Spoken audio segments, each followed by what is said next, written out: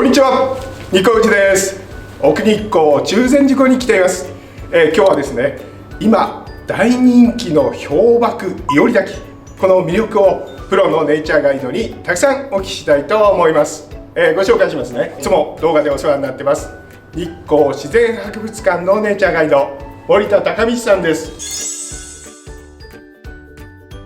昨年ね、友人のデビッドさん、それからノリさんと一緒に初めて私も、連れて行っていただいたんですが、本当に素晴らしい、初めて見るような、圧巻の景色でした。今年もね、たくさんのツアー森田さん行かれてると思うんですが、森田さんから見た氷瀑いおり滝の魅力っていうのはどうでしょ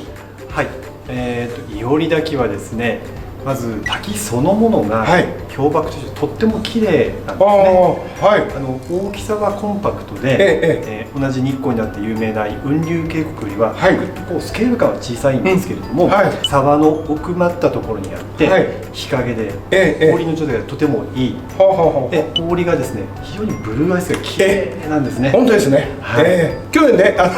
ノリさんとね、デビッドさんも大きいガリガリ君だみたいなね、真っ青でね。滝もですね、不思議な形をしていて、岩壁に氷のカーテンみたいにくっついたような状態に見えて、氷瀑に近づくことができて、こう間近でそういった素晴らしい氷瀑を堪能できると、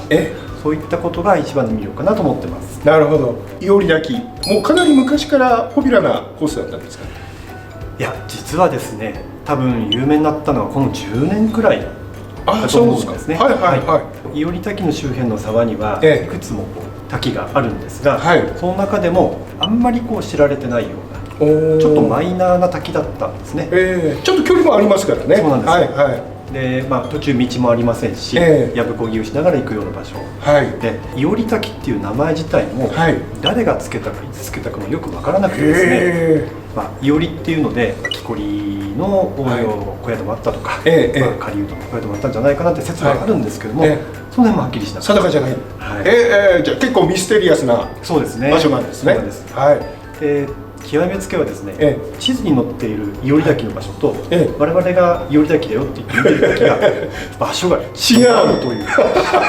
これはもうね、本当驚きなんですけど、ちょっといろいろね、トピックあるユニークな滝ではあります。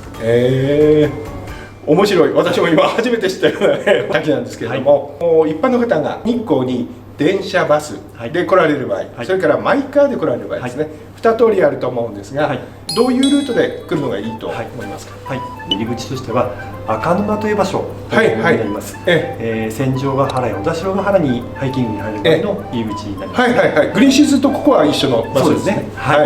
ただグリーンシーズと大きく違うのが、駐車場が冬季閉鎖をされておりまして、小田代ヶ原の方に行くバスも冬季運休中ですので、バスの方は赤沼というバス停で降りていただければすぐアクセスできるんですけれども、お車の方が車が実は止められる公共駐車場がないんですね。で、実は現地で路上駐車が問題になっておりますので、そうですね。ぜひ周辺の公共駐車場にね、だいぶ遠くなってはしまうんですが、そちらの方に車止めていただけますとありがたいなと思っております。赤沼のお茶屋さん、国道沿いですね。そこの隣に少しスペースが空いていて、私有地なんですね。公共の駐車スペースではないということですよね。お茶屋さんの行為で開放していただけてるので、もしそこを使うという場合は、もうくれぐれもきれいに譲り合って使っていただけますと、その後来る方も使いやすいのかなというふうに思います。何台も止められないんですよね。で、意外とそこがいっぱいだと路駐してる方がいるんですが、私もちょっとあったのはね、除雪した雪が車に近いところまで来ていて、出られないんじゃないかって文句を言ってる方がいたことがあったんですが、除雪してる方もね、避けてはしてますけれども、どうしてもそこに雪を避けざるを得ないとか、そういう場合があって、で、あくまでも通行している車は優先になってしまうので、しょうがなかったんですよっていうアナウンスはさせていただいたんですが、雪国の道路環境の維持って除雪が始まらないと、されないと普通の車は通行できないということなので、そうですね。除雪が第一最優先で、現地の事情をご理解いただければなと思っております。竜頭の滝上駐車場ですね。竜頭の滝の川沿いに小田代ヶ原の方に行くこともできますので、こちらが使えるところは1つ、あとちょっと遠くなりますけれども三本松の駐車場、で三本松の駐車場には駐車場内にトイレもありますので、そうですね、かなり安心して使える場所だなと、大きいですしね、できるだけ公共の駐車場に停めて、アプローチをしてくださいということですね。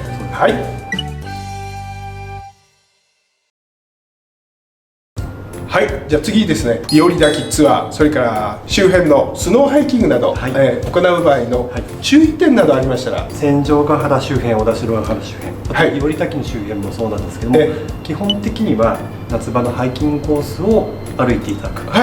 そうですね。雪が積もったところだからどこでも入っていいよというわけではなくて、特に湿原の中はもう雪が少ないんですね、風で飛ばされたりして、なので、植物を保護するために、そちらの方には入らないでいただきたいんですね。そうですね、真っ白になってるからといって戦場からバタバタ歩けるよっていうわけではないんですね。それと、伊織滝の周辺のことになりますと、実は道がありません。遊歩道はあそこはなくて、途中の道路から離れたところ、そこからは前の人の足跡がついてる、それだけになります。多分一般の方は道がわからないので、前に歩いた方の足跡をついていくことになるんですけれども、例えばドカ雪が降ったらその足跡がついて消えますし、その日一番目に歩いた方の足跡が正しければいいんですけど、ふらふら歩いてしまった場合は、そこをみんなが歩くことになってしまう。もうそこが正規のルートみたいになっちゃうっていうことですね、間違ったルートが。おそらくいろいろな GPS の機器を今お使いの方多いと思うんですが、多分目の前の踏み跡をたどることが多いんだと、心理的に正しい場所がわからないというのは一番気をつけていただきたいと。湯本温泉周辺のね、スノーシューのコースなんかはリボンで色分けちゃんとね、コース設定がされていて、コースの案内図なんかも見られますけれども、伊織滝のコースに関しては正規のコースとしては設定されていないっていうことなんですよね。基本的には自分で地図と周りの状況を見ながら位置確認をしながら、そういった能力がある方に入っていただきたいなと思っています。そうですね、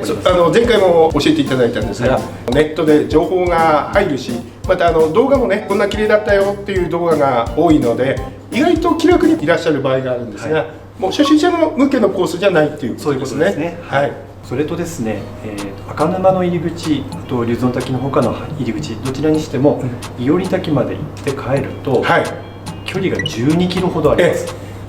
スノーハイキングで12キロっていうのはかなりの長距離になりまして、そこに例えばスノーシューを履く、冬用のいろんな衣類を着用する、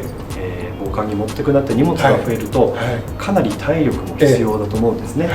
なので早い時間に出発をする、しっかりした装備を持っていく、でもし途中迷ってしまったとか、疲れてしまったっていう場合は無理をしないと、そういった判断をしていただく必要があります。あと今年の状況なんですけども、例年の雪の積もり方に比べると倍ぐらい積雪があるんですね。気温が非常に低くて、なかなかこう固まらない雪が降ってますので、スノーシューと和寒敷などね、雪に埋まらないようにする動画、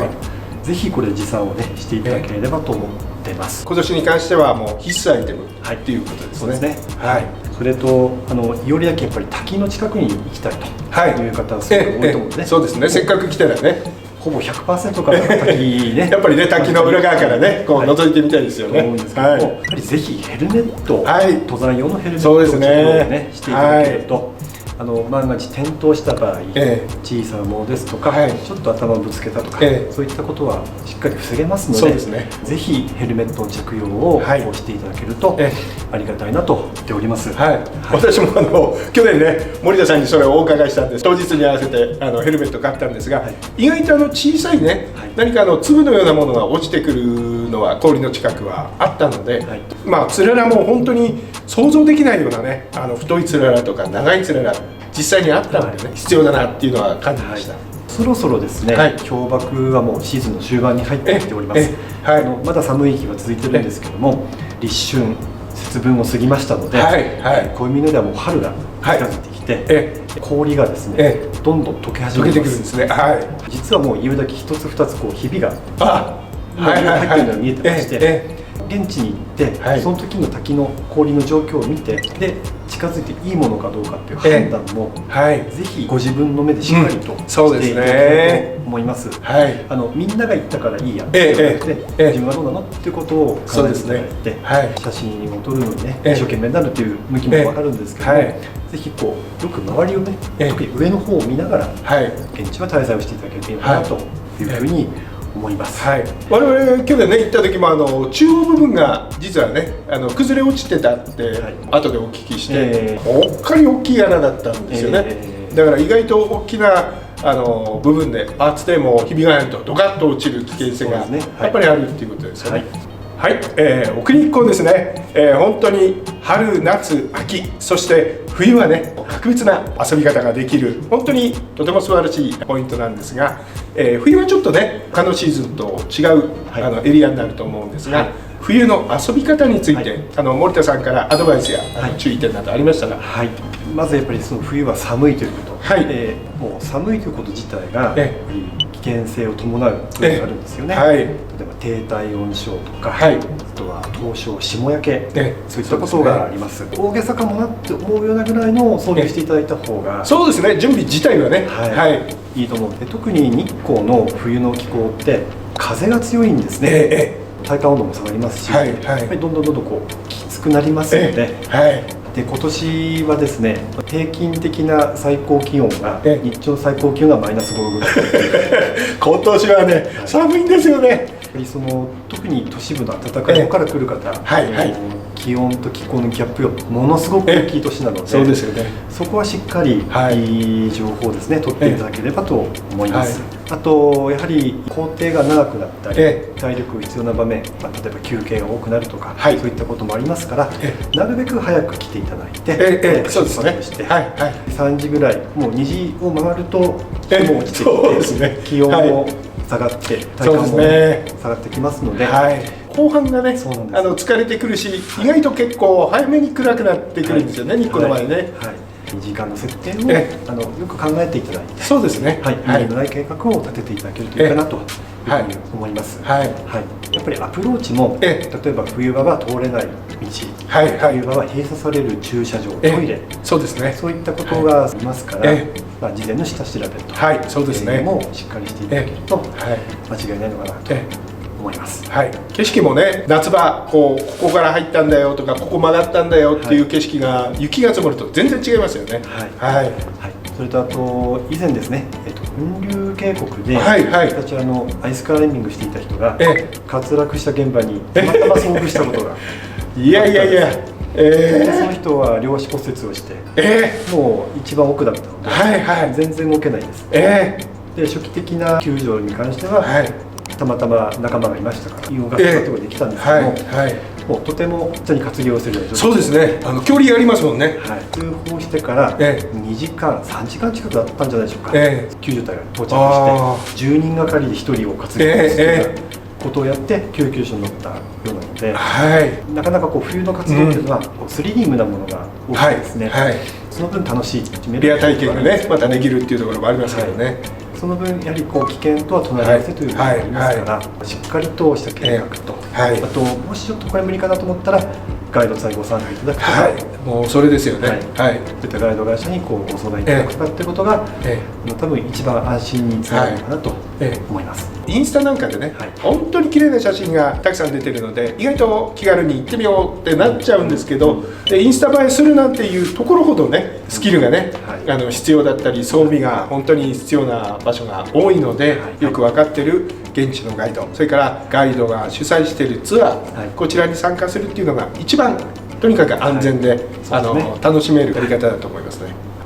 じゃあ今回はですね本当にたくさんね情報をいただいたんですが、最後楽しみにね日光に来られる方に森田さんから一言。今年の冬はですね本当に久しぶりにしっかり雪が積もって